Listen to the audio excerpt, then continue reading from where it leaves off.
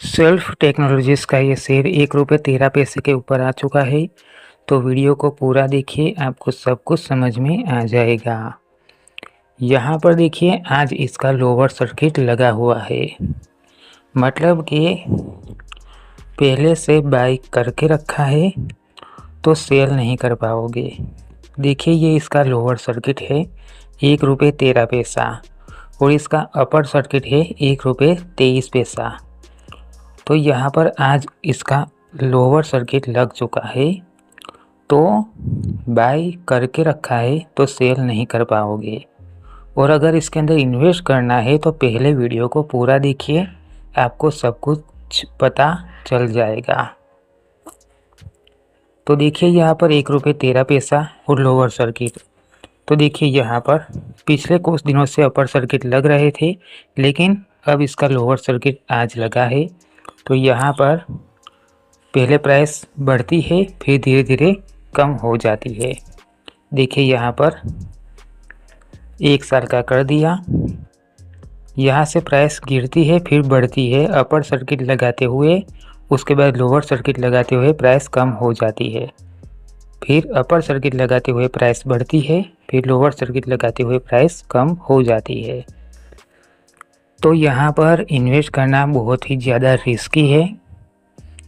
इसका सबसे पहले ऑल टाइम ओपन करते हैं, मैं आपको बता रहा हूँ, समझिए इसको। ये स्टॉक की प्राइस देखिए 170 रुपीज़ तक थी 2008 में। वहाँ से ये पेनी स्टॉक बन चुका था 79 पैसे का 2009 में। इतने साल तक ये पेनी स्टॉक ही रहा है, फिर से इसकी प्राइस कभी भी 100 तक नहीं पहुँची है। तो इसका फंडामेंटल को एनालाइज करेंगे। जो स्टॉक बहुत ऊपर से गिरकर नीचे आया है वो बहुत ही ज़्यादा रिस्की है, और उसकी प्राइस बहुत ही कम हो गई, पेनी स्टॉक बन गया, उसका कोई तो कारण होगा ही। तो देखिए, यहाँ पर ये स्टॉक सिर्फ BSE के ऊपर ही लिस्टेड है, NSE के ऊपर लिस्टेड नहीं है, तो ये बहुत ही ज़्यादा रिस्क बन जाता है।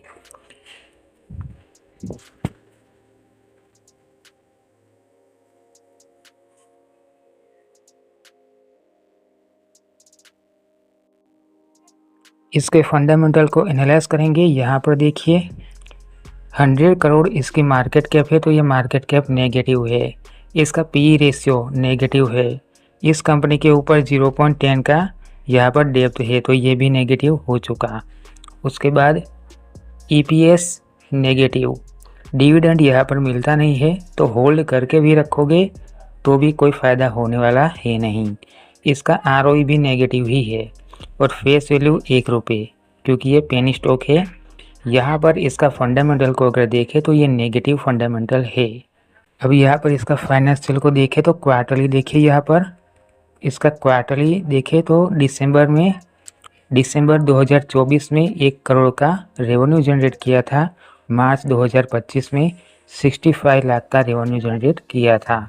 उसके बाद प्रॉफिट की बात करें तो यहाँ पर देख लीजिए 2 करोड़ का लॉस दिसंबर 2024 में, फिर 12 लाख का प्रॉफिट मार्च 2025 में। तो यहाँ पर ये कंपनी लॉस में चल रही है। देखिए, रेवेन्यू बहुत ही कम जनरेट किया था, 31 लाख का 2021 में, 1 करोड़ का 2022 में, उसके बाद 5 करोड़ का 2023 में और 16 करोड़ का 2024 में। तो ये रेवेन्यू कम जनरेट किया है, लेकिन यहाँ पर देखिए 3 करोड़ के लॉस में 2024 में। तो ये बहुत ही रिस्की स्टॉक कहलाएगा। अब इसके शेयर होल्डिंग पैटर्न को अगर देखें तो यहाँ पर प्रमोटर्स की कोई होल्डिंग है ही नहीं।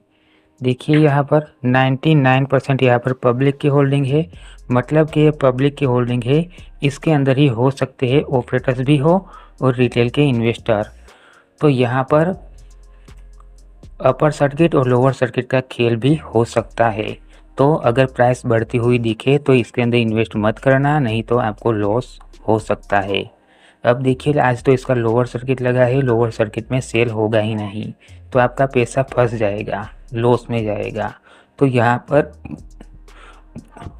यहाँ पर ये रिस्क रहेगा। एसेट्स को देखें तो यहाँ पर देखिए 20 लाख के नॉन करंट एसेट्स थे इस कंपनी के पास 2021 में। अब सोचिए 20 लाख में दुकान ही खरीद पाओगे, किसी बड़ी सिटीज़ के अंदर दुकान ही मिलती है, उससे ज़्यादा कुछ मिलता नहीं है। अगर 3 BHK का या 4 BHK का घर खरीदने के लिए जाओगे सिटीज़ के अंदर तो वो भी 20 लाख से तो महंगा ही होगा। यहाँ पर देख लीजिए नॉन करंट एसेट्स 2023 में जीरो, कुछ भी नहीं है, और 2024 में भी नॉन करंट एसेट्स देखिए जीरो, कुछ भी नहीं है। तो यहाँ पर नॉन करंट एसेट्स इस कंपनी के पास है ही नहीं।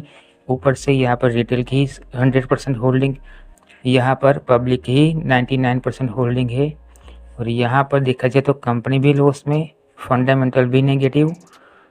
फिर भी अगर इसके अंदर इन्वेस्ट करोगे तो आपको कुछ भी मिलने वाला है नहीं, लॉस ही मिलेगा। फिर भी अगर इसके अंदर इन्वेस्ट करना है तो अपने रिस्क पर कर सकते हैं। ये वीडियो एजुकेशन पर्पज़ के लिए है, जो सही इन्फॉर्मेशन थी वो मैंने आपको बताई है।